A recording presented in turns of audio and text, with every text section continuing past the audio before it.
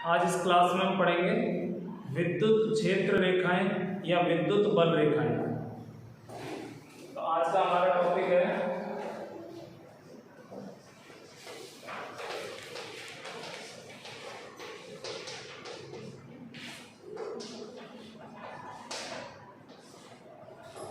विद्युत क्षेत्र रेखाएं या विद्युत बल रेखाएं।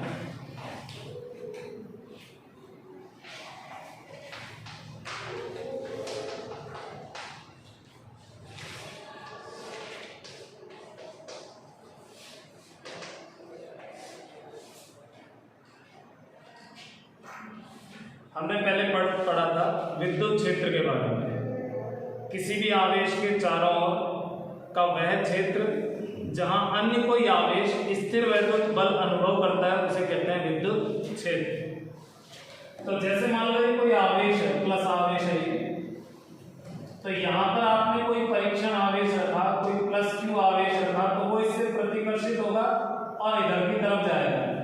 तो ये हो गई विद्युत क्षेत्र की दिशा, विद्युत क्षेत्र की तीव्रता की दिशा।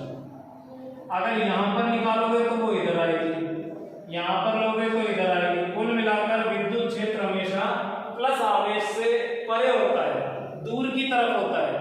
इसलिए विद्युत क्षेत्र जो है वो इस लाइन पर हो गया। तो क्यों ना हम ऐसे बार बार बनाकर एक कंप्लीट लाइन ही खींच लें, और जैसे यहाँ पर विद्युत क्षेत्र है तो इधर हो जाएगा, इसके किसी भी बिंदु पर विद्युत क्षेत्र है वो इस डायरेक्शन को हो जाएगा, इसी लाइन पर हो जाएगा। तो विद्युत क्षेत्र की दिशा को व्यक्त करने के लिए एक काल्पनिक लाइन खींच लेते हैं। इसको हटा दो, कोई जरूरत नहीं। ऐसे एक लाइन ये खींच लो, इसके हर बिंदु पर विद्युत क्षेत्र इस लाइन की दिशा में होगा। ऐसे यहाँ पर भी एक लाइन खींच लेंगे। तो इसके चारों तरफ हम कुछ काल्पनिक रेखाएं खींच लेते हैं, कुछ इमेजिनरी लाइंस ड्रॉ कर लेते हैं। इन्हीं को कहते हैं विद्युत क्षेत्र रेखाएं।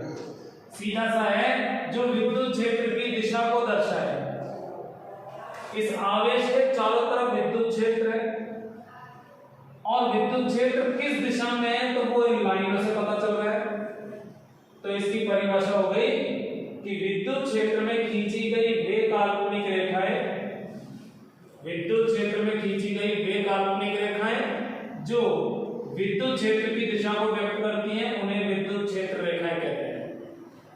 बल रेखाएं इसलिए कहते हैं कि अगर आपने परीक्षण आवेश रखा, पॉजिटिव चार्ज रखा, तो उस पर बल लगेगा, वो उसी डायरेक्शन में लगेगा। तो जो विद्युत क्षेत्र की दिशा होती है वही पॉजिटिव चार्ज पर विद्युत बल की दिशा होती है। अब इनकी कुछ विशेषताएं देखिए।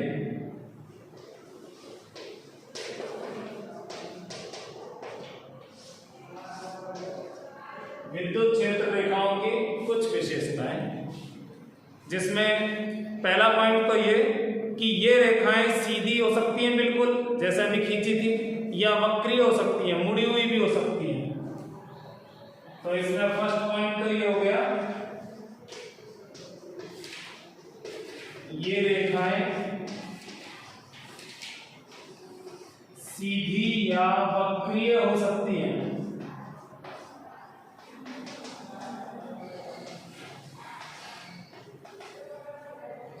ये रेखाएं सीधी या वक्रीय हो सकती हैं। जैसे मान लो एक पॉजिटिव चार्ज है तो इससे जो भी क्षेत्र रेखा निकलेगी, विद्युत क्षेत्र रेखा, वो स्ट्रेट रहेगी, सीधी रहेगी, चारों तरफ जाएगी, लेकिन लाइन के रूप में ही है। लेकिन अगर मान लो आप यहाँ पर एक और पॉजिटिव चार्ज ले आओ तो यहाँ से भी बल रेखा निकलेगी, तो ये यहाँ पर टकराएंगे नहीं बल्कि मुड़ जाएंगे। जैसे देखो ये एक पॉजिटिव चार्ज है, इस फर्स्ट पॉइंट को हम समझते हैं इस चित्र से। अगर सिंगल चार्ज है, अकेला आवेश है, तो विद्युत क्षेत्र चारों तरफ निकलेगा इस तरह से और सीधी लाइन के रूप में होगा। लेकिन अगर मान लो दो आवेश ले आते हैं हम, तो विद्युत क्षेत्र इससे भी निकलेगा और इससे भी निकलेगा, तो ये दोनों जाके टकराएंगे नहीं, मुड़ जाएंगे इस तरह से। तो जब एक से ज्यादा आवेश होता है तो विद्युत क्षेत्र मुड़ जाएगा। तो ये जो बल रेखाएं हैं, ये जो विद्युत क्षेत्र रेखा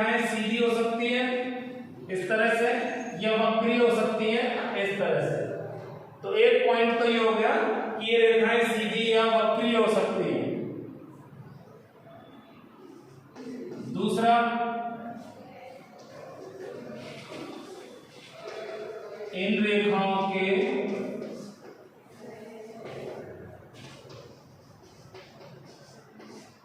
किसी बिंदु पर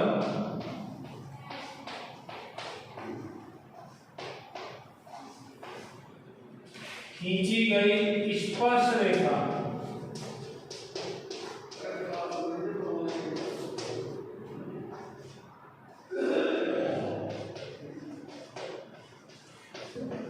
उस बिंदु पर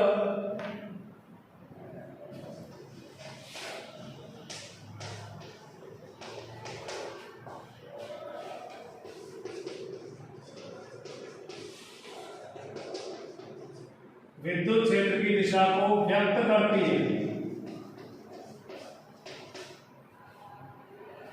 जैसे सीधी लाइन है तब तो विद्युत क्षेत्र की दिशा इसी लाइन की दिशा में हो जाएगी, ठीक है। लेकिन अगर ऐसे वक्रीय है तो मान लो ये वक्रीय ये है, तो इसमें विद्युत क्षेत्र की दिशा क्या होगी? जैसे यहां इस बिंदु पर है तो इस बिंदु पर स्पर्श रेखा खींचेंगे इधर, इस बिंदु पर विद्युत क्षेत्र के लिए यहां स्पर्श रेखा खींचेंगे तो ये दिशा हो गई, इस बिंदु पर स्पर्श रेखा इधर आएगी तो ये दिशा हो गई। तो वक्रीय लाइन है तो उसके अलग अलग बिंदुओं पर विद्युत क्षेत्र की डायरेक्शन यानी दिशा अलग अलग होगी, क्योंकि स्पर्श रेखा डालोगे आप तो स्पर्श रेखा अलग अलग दिशा में आएगी। तो दूसरी विशेषता यह हो गई कि इन रेखाओं के किसी बिंदु पर, जैसे कोई भी एक बिंदु ले लिया तो किसी बिंदु पर खींची गई स्पर्श रेखा, ये स्पर्श रेखा है तो खींची गई स्पर्श रेखा उस बिंदु पर विद्युत क्षेत्र की दिशा को व्यक्त करती है। तो विद्युत क्षेत्र की दिशा स्पर्श रेखा से डिसाइड होती है। तीसरा पॉइंट,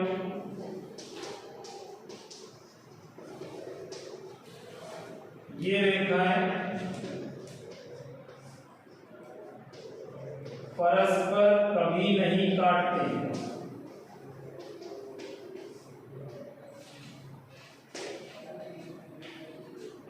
क्योंकि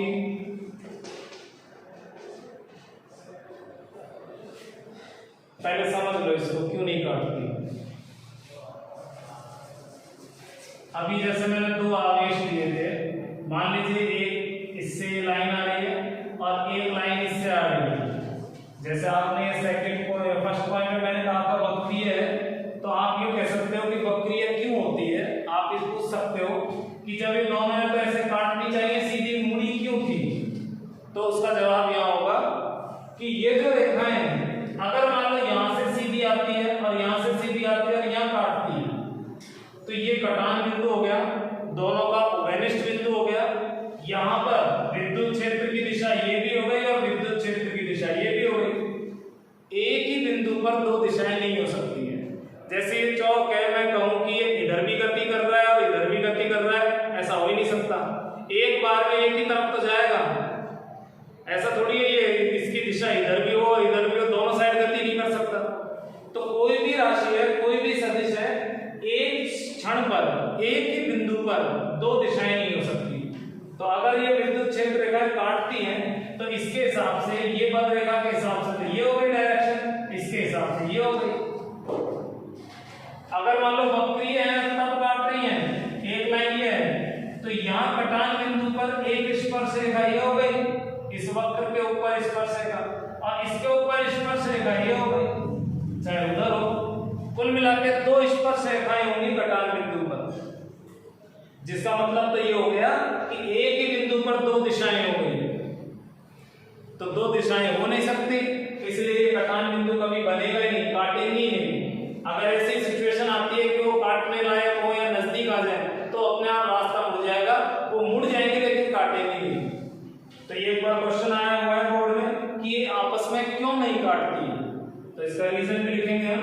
ये रेखाएं परस्पर कभी नहीं काटती क्योंकि कटान बिंदु पर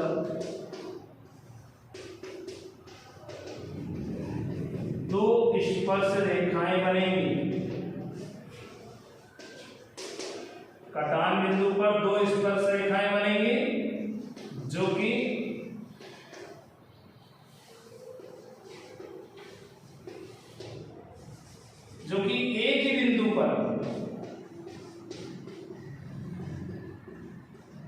एक ही बिंदु पर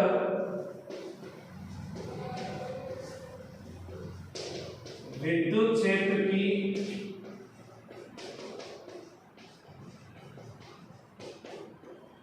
दो दिशाओं को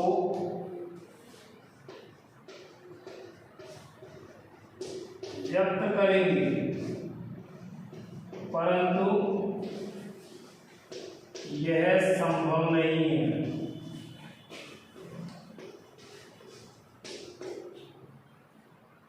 तो संभव नहीं है तो काटेंगी नहीं, सीधा सा है। तो ये रेखाएं परस्पर कभी नहीं काटती, क्योंकि कटान बिंदु पर दो स्पर्श रेखाएं बनेंगी जो कि एक ही बिंदु पर विद्युत क्षेत्र की दो दिशाओं को व्यक्त करेंगे, जो कि संभव नहीं है। अतः कटान बिंदु बनेगा ही नहीं। तो ये हो गई तीन विशेषताएं। आगे बढ़ते हैं और फोर्थ,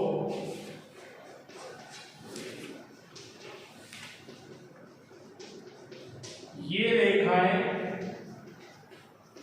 सतत होती हैं, सतत वक्र बनाती हैं, अर्थात बीच में से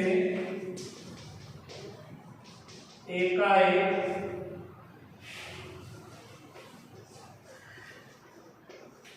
टूटी हुई नहीं होती। सतत वक्र का क्या मतलब है? मान लो एक पॉजिटिव चार्ज है, तो यहां से बल रेखा निकली और फिर गायब हो गई, फिर स्टार्ट हो गई, यानी बीच में से कहीं हम गायब करना चाहें तो ऐसे गायब नहीं होती है। तो विद्युत क्षेत्र रेखाएं लगातार होती हैं, सतत होती हैं, धीरे धीरे कमजोर पड़ती हुई खत्म होंगी, अचानक बीच में से टूटी हुई नहीं होती। क्यों नहीं होती है? क्योंकि हमने कहा है कि अगर आप यहाँ पर एक प्लस आवेश रख देते हो तो वो इससे प्रतिकर्षित होगा, तो प्रतिकर्षित होगा तो वो इसी लाइन पर चलेगा, तो वो यहाँ से यहाँ गायब होकर थोड़ी जाएगा, जाएगा तो इसी रास्ते से। तो ये जो परीक्षण आवेश का रास्ता है वो ही तो विद्युत क्षेत्र है। तो जब इसका रास्ता ही सतत होता है, वो टूटा हुआ नहीं हो सकता, तो विद्युत क्षेत्र भी टूटा हुआ नहीं हो सकता। तो जैसे अगर इसका कारण लिखना हो तो कारण ये लिख सकते हैं, क्योंकि यह विद्युत परीक्षण धनावेश पर लगने वाले बल के पथ को दर्शाता है, जो कि सतत होता है। तो एकाएक बीच में से गायब नहीं हो सकता, तो इसका कारण इतना खास नहीं है, पिछला वाला ज्यादा जरूरी था। तो इस तरह से ये 4 पॉइंट हो गए।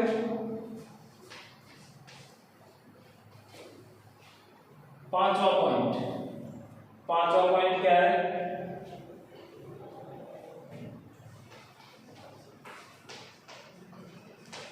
एक समान विद्युत क्षेत्र में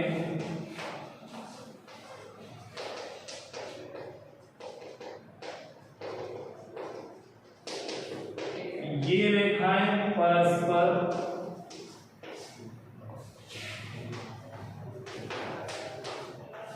समांतर व समान दूरियों पर होती है।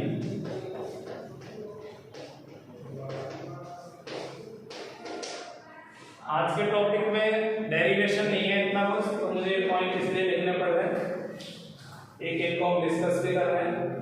एक समान विद्युत क्षेत्र है, एक समान विद्युत क्षेत्र को हम इस तरह से शो करते हैं, समांतर लाइनों से।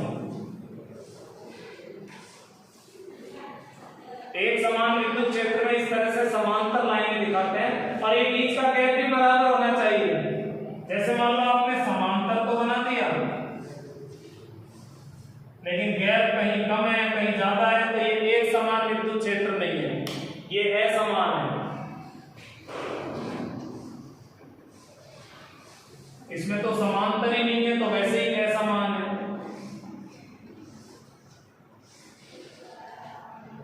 ये भी असमान है, ये भी एक समान है। हालांकि इस तरह से दर्शाते नहीं है, लेकिन आप गैप बराबर है तो एक समान ही हुआ। लेकिन अगर जैसे आपसे अलग से पूछा जाए एक समान विद्युत क्षेत्र, तो ऐसे बनाना है। कुल मिला के एक समान क्षेत्र में ये रेखाएं परस्पर समांतर व समान दूरियों पर होती है।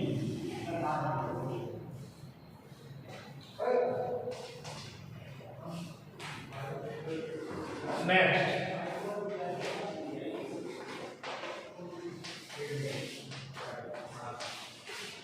इन रेखाओं का घनत्व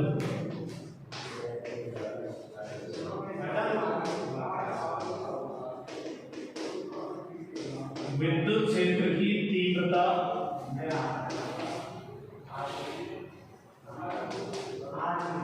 के परिमाण को दर्शाती है।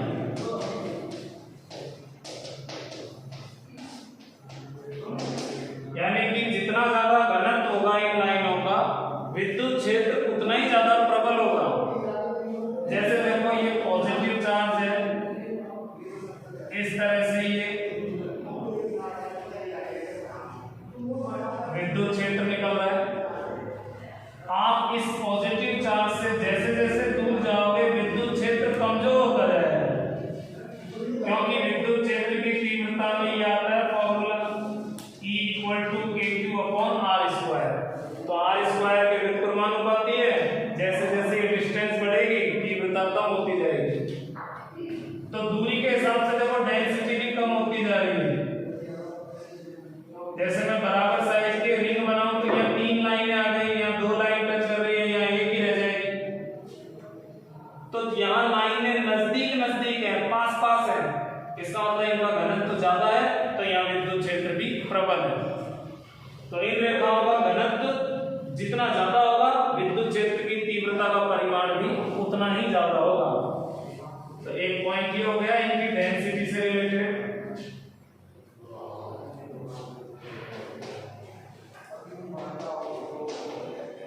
नेक्स्ट है, ये रेखाएं कभी बंद वक्र नहीं बनाती, क्योंकि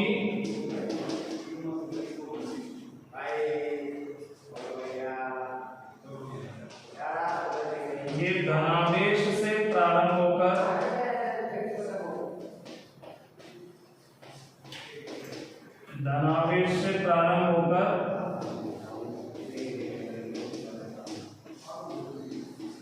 ऋणावेश पर समाप्त होती है।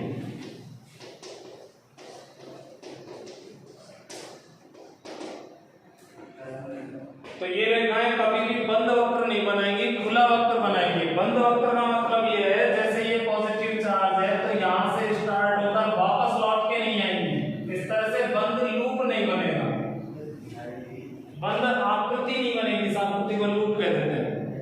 क्यों नहीं बनेगी? क्योंकि प्लस से बाहर निकलती है, लाइनें कभी प्लस में प्रवेश नहीं करती है। वापस वहीं आने का मतलब तो प्लस से निकल के प्लस में वापस आ गई। जबकि हमें जानते हैं कि हमेशा बल विद्युत क्षेत्र प्लस से तो दूर होता है और माइनस की तरफ होता है, तो ऐसा होता ही नहीं है। ये रेखाएं इस तरह से बंद आकृति नहीं बनाएंगी। अगर अकेला आवेश है तो सीधी लाइन हो जाएगी, और अगर मान लो हमने माइनस रख दिया तो यहां से शुरू होकर यहां समाप्त हो जाएंगी। तो ये वाला वक्र यहां से शुरू होकर यहां समाप्त हो गया, लौट के नहीं आएगा। तो ये रेखाएं कभी भी बंद वक्र नहीं बनाती है। उसका कारण यह है कि ये पॉजिटिव से स्टार्ट होकर नेगेटिव पर इनका एंड हो जाता है। नेक्स्ट पॉइंट,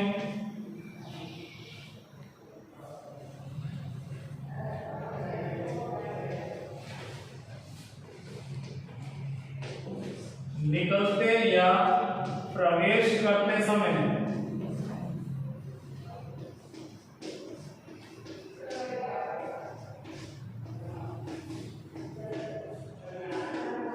ये रेखाएं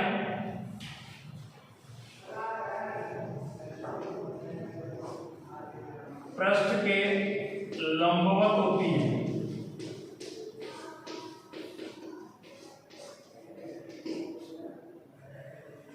जैसे मान लो ये गोलाकार आकृति ले लें,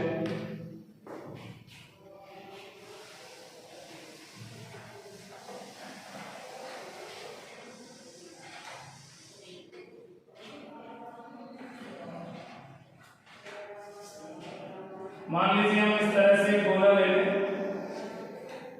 इसमें पूरे में पॉजिटिव चार्ज है, इधर एक नेगेटिव चार्ज का एक गोला ले लें। तो ऐसा नहीं है कि आप डायरेक्ट ऐसे लाइन खींच दोगे, गलत हो जाएगी। ये जब निकलेंगी तो निकलते समय सतह के लंबवत ही निकलेंगी, तो इस तरह से नहीं बनेंगी लाइन। हाँ बिल्कुल, बीच वाली एक लाइन तो ऐसे हो जाएगी क्योंकि यहाँ ये सतह के लंबवत हो गई दोनों तरफ। इधर वाली लाइन इस तरह से होगी ताकि ये यहाँ इस सतह के लंबवत हो सके। तो ये रेखाएं जब इससे निकलेंगी तो इस सतह के लंबवत रहेंगी, और जब इसमें प्रवेश करेंगी तो भी लंबवत रहेंगी। तो निकलते समय और प्रवेश करते समय ये रेखाएं पृष्ठ के लंबवत होती हैं। ऐसे ही यहां पर बनाएंगे तो इस तरह से।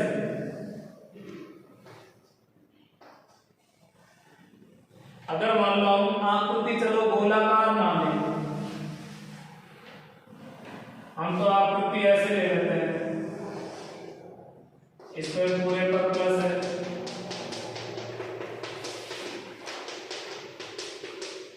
और इधर हम एक नेगेटिव चार्ज की कोई वस्तु ले लें, उसकी भी कोई प्रॉपर आकृति नहीं है, शेप नहीं है। तो यहां से जो बल रेखाएं निकलेंगी वो इस तरह से हो जाएगी। यहां से बल रेखा निकली, चाहे ज्यादा मुड़ना पड़े उसको अचानक, लेकिन परपेंडिकुलर हो जाएगी। अगर मान लो ये वस्तु यहां से ऐसे जाके नहीं, ये यूं जाके यूं मुड़ गई और ये बल रेखा ऐसे जा रही है, तो या तो इस पे टच करेगी, नहीं तो ये इधर भी मुड़ सकती है ऐसे, लेकिन रहेगी सतह के लंबवत। कहां टच करेगी ये चीज हमें पता नहीं लगेगी, लेकिन यहां से निकलते समय जैसे ये सतह है तो यहां से निकलते समय लंबवत रहेगी, और यहां प्रवेश करते समय तो यहां से जब भी कोई बल रेखा निकलेगी तो सतह के लंबवत निकलेगी ऐसे।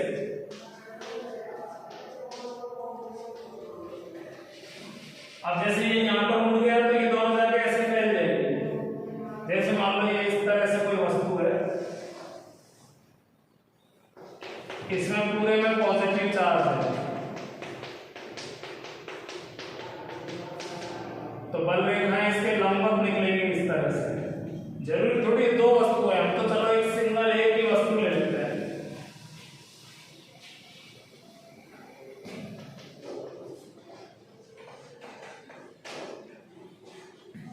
तो यहां से जो बल रेखा होंगी वो इस तरह से निकलेंगी। क्यों? क्योंकि ये इस सतह के यहां लंबवत होगी, ये वाली जो है वो यहां लंबवत होगी, ये वाली यहां लंबवत होगी, तो आगे जाके टकराएंगी नहीं, लेकिन ये मुड़ जाएंगी।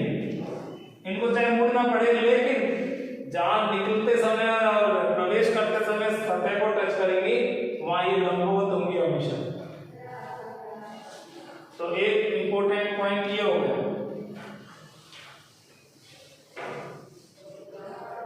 नेक्स्ट पॉइंट है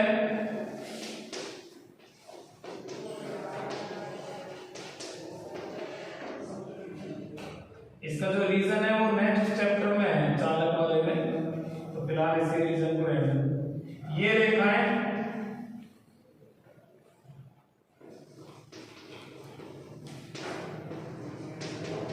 चालक के अंदर नहीं बनती,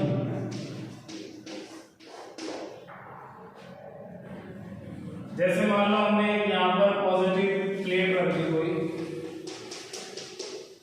यहां एक नेगेटिव प्लेट रखी, कोई चालक की प्लेट है, यहां से ये विद्युत क्षेत्र यहां जा रहा है ऐसे,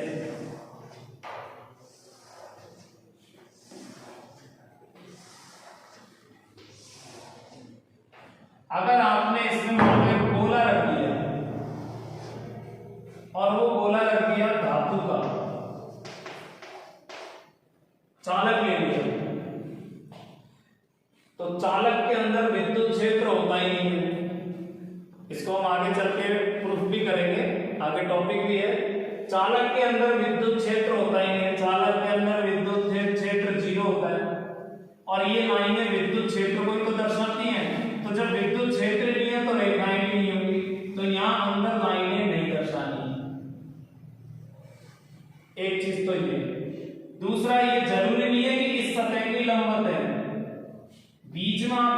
सतह रख दी, चालक सतह रख दी है, तो इसकी सतह की भी लंबवत रहेगी, तो ये यहाँ पर मॉडिफाइड हो जाएगी, थोड़ी सी इस तरह से मुड़ जाएगी।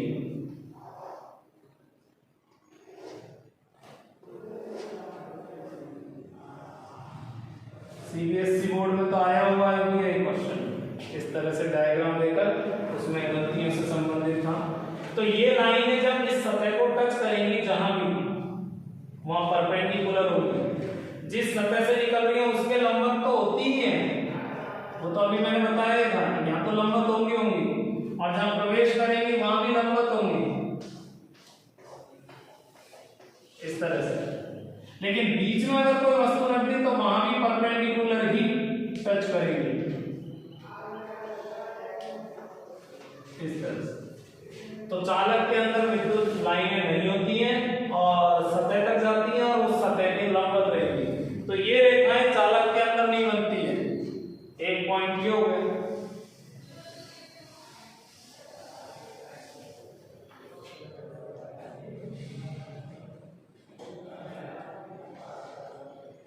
काफी है ये पॉइंट, जो अपने सिलेबस है उस हिसाब से कंप्लीट हो गई। तो आज हमने पढ़ा विद्युत क्षेत्र रेखाओं की परिभाषा के बारे में और विद्युत क्षेत्र रेखाओं से संबंधित विशेषताएं। अगर ये सारी विशेषताएं अगर आपके दिमाग में रहती है तो इनसे संबंधित कोई क्वेश्चन है जिसमें चित्र देती है और आपसे कहते हैं कि गलती छांटो, तो छांट सकते हो। अब मैं कुछ आकृतियां लेता हूं विद्युत क्षेत्र रेखाओं की, कुछ आकृतियां बनाते हैं हम। तो विद्युत क्षेत्र रेखाओं की आकृतियां,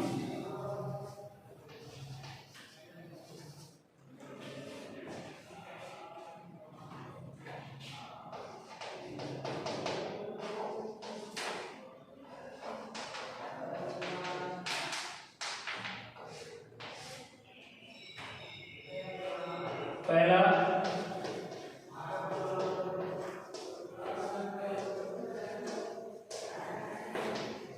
बिंदु धनावेश या बिंदु ऋणावेश, दो हैं ये, एक में कवर कर लेते हैं, चलो अलग अलग ही ले लेते हैं। बिंदु धनावेश के कारण ले लेते हैं पहले।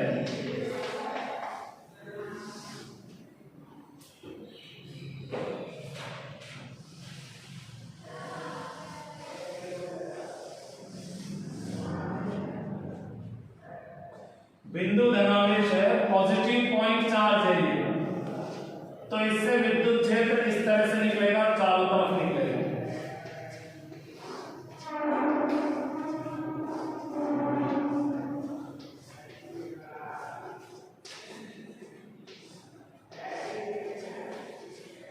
जैसे अगर आप यहाँ पर एक सर्कल बना दो, गोला बना दो, तो ये सारी लाइनें त्रिज्याएं हो गई, तो इसको बोलेंगे हम डायरेक्शन को त्रिज्यत है। ये जो ई वेक्टर है ये हो गया त्रिज्यत है बाहर की ओर,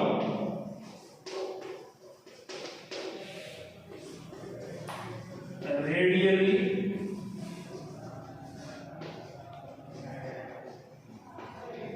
आउटवर्ड। त्रिज्यत है, त्रिज्या की तरह है ये और बाहर की तरफ है। ऐसे ही हम दूसरा पॉइंट ले,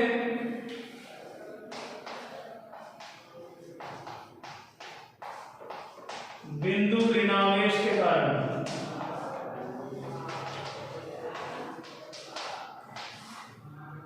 अगर बिंदु ऋणावेश है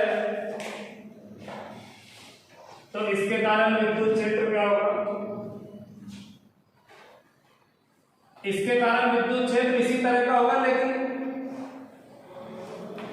डायरेक्शन अंदर की तरफ होगी, क्योंकि माइनस में अंदर की तरफ होती है।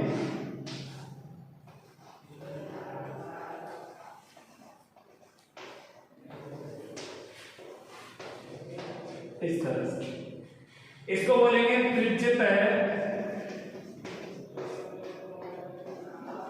अंदर की ओर।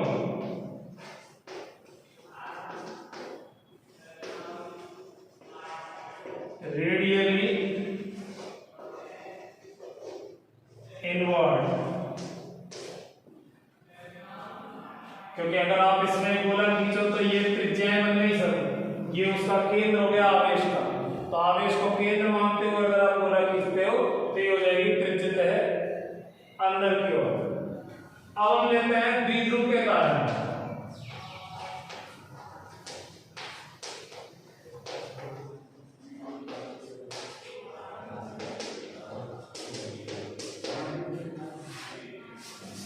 विद्युत द्विध्रुव है, एक पॉजिटिव चार्ज है, दूसरा पॉजिटिव चार्ज, दूसरा नेगेटिव चार्ज।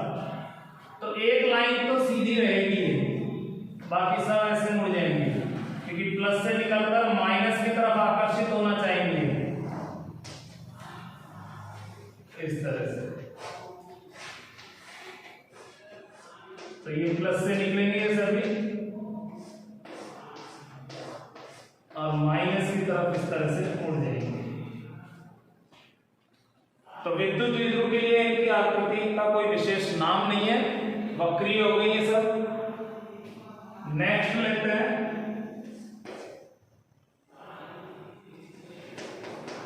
दो बिंदु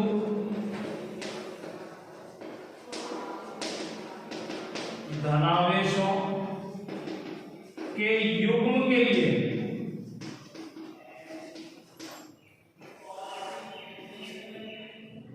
अगर मान लो ये दोनों ही पॉजिटिव है,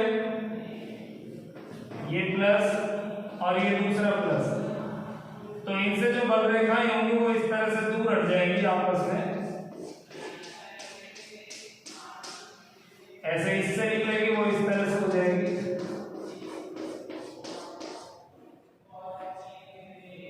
तो जैसे यहां पर एक दूसरे से प्रतिकर्षित होकर दूर हट रही है, एरो सब में आउटवर्ड हो जाएगा, बाहर की तरफ लग जाएगा ऐसे तीर।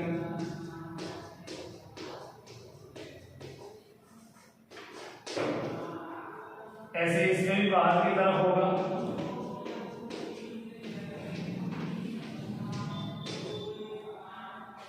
अगर मान लो ये दोनों नेगेटिव होते तो यही आकृति रहती, बस ये तीर अंदर की तरफ हो जाते। तो ये विद्युत क्षेत्र रेखाओं की कुछ बेसिक आकृतियां हो गई जो आपको जानना जरूरी है, जो आपके सिलेबस में भी है। और एक आध आकृतियां देखते हैं, इनका कोई नाम तो है नहीं, तो इनको तो बस ऐसे बना के दिखाना पड़ेगा। एक मैंने बता ही दिया है, एक समान विद्युत क्षेत्र को कैसे दिखाते हैं। तो एक समान विद्युत क्षेत्र के लिए आपको समांतर लाइनें बनानी है, ये पैरेलल लाइंस, और डिस्टेंस इक्वल होनी चाहिए एक दूसरे से। ये हो गया एक समान विद्युत क्षेत्र, आपस में समांतर। अच्छा, अगर मान लो यहाँ तीन आवेश होते हैं, ये प्लस, ये प्लस, ये प्लस, हालांकि इतना नहीं है एनसीईआरटी में, लेकिन अगर तीन होते तो फिर ये इस तरह से प्रतिकर्षित हो जाती है।